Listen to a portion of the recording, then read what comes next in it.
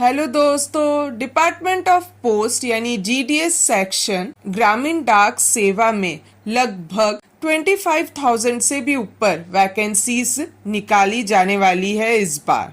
आइए, क्या प्रोसीजर रहने वाला है, कब भरना है, ये सब हम डिटेल में देखते हैं। ग्रामीण डाक सेवा इस बार का नोटिफिकेशन नंबर है 17-12/2026। रजिस्ट्रेशन वन टाइम रजिस्ट्रेशन जो है यानी कि 31 अगस्त से आप इसमें फॉर्म भर सकते हैं। आखिरी डेट ऑनलाइन एप्लीकेशन और फी पेमेंट सबमिशन की 2 सितंबर बताई गई है और यदि कोई करेक्शन करना है तो उसके लिए आपको 23 सितंबर से लेके 24 सितंबर लगभग आपको 1-2 दिन मिलने वाला है। अब हम इनके जॉब प्रोफाइल की बात करें तो सबसे पहले पोस्ट का नाम है ब्रांच पोस्ट मास्टर, जिसे बीपीएम बोला जाता है। दूसरा assistant branch post master ABPM बोला जाता है। ये इनका हम लोग सैलरी देखते हैं कि कितना है। पहली कैटेगरी है बीपीएम। बीपीएम हो गया ब्रांच पोस्ट मास्टर, सैलरी 12,000 से लेके 29,380 है। सेकंड है एबीपीएम या डाक सेवक।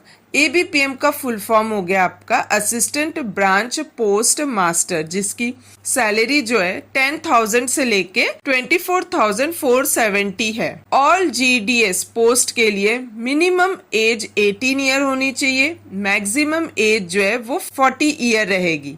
इनकी रिलैक्सेशन की बात करें तो SC ST के लिए 5 ईयर रहेगा, ओबीसी के लिए सेम 3 ईयर रहने वाला है।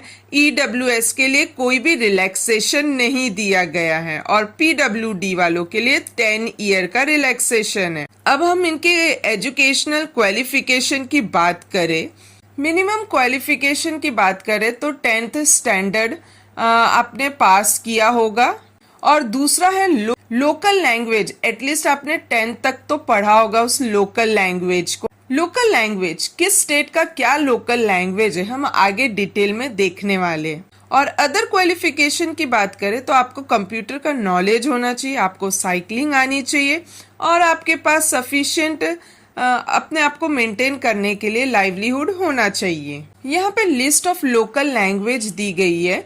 नेम ऑफ द सर्कल है जैसे आंध्र प्रदेश तो यहाँ तेलुगु होगा, आसाम है तो आसामी, बंगाली, बूडो होगा, बिहार है तो हिंदी, छत्तीसगढ़ हिंदी, दिल्ली हिंदी, हरियाणा में भी हिंदी है तो गुजरात में गुजराती है, जम्मू कश्मीर में उर्दू और हिंदी है, झारखंड में भी हिंदी है, कर्नाटका में कन्नड़ है, केरल में मलयालम है। तो जिस भी आप स्टेट में अप्लाई करने वाले हैं उस स्टेट के लिए आप लोकल लैंग्वेज देख लीजिएगा, फिर अप्लाई कीजिएगा।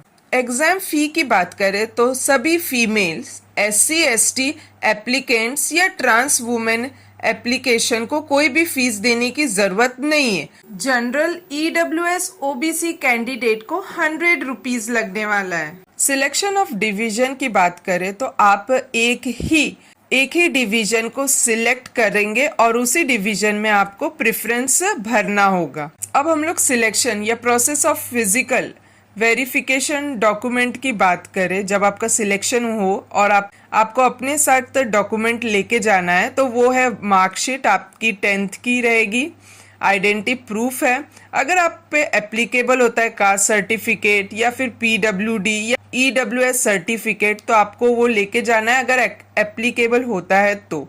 और ट्रांसजेंडर का भी सेम वही है, एप्लीकेबल है तो। और डेट ऑफ बर्थ प्रूफ और मेडिकल सर्टिफिकेट होना चाहिए इशूड बाय मेडिकल ऑफिसर के द्वारा। ये एक बहुत अच्छी अपॉर्चुनिटी है जहाँ पे कोई भी एग्जाम होता नहीं है, ना ही कोई एग्जाम है ना ही कोई इंटरव्यू है, जस्ट आपके 10th के मार्क्स आपने कितना स्कोर किया है उसी पे डिपेंड होके आपका सिलेक्शन होने वाला है। और सिलेक्शन करने के टाइम सिलेक्शन अगर आपका हो जाता है तो उस टाइम पे कौन से डॉक्यूमेंट लेके जाना है अपने साथ वो मैंने बता दिया है आपको।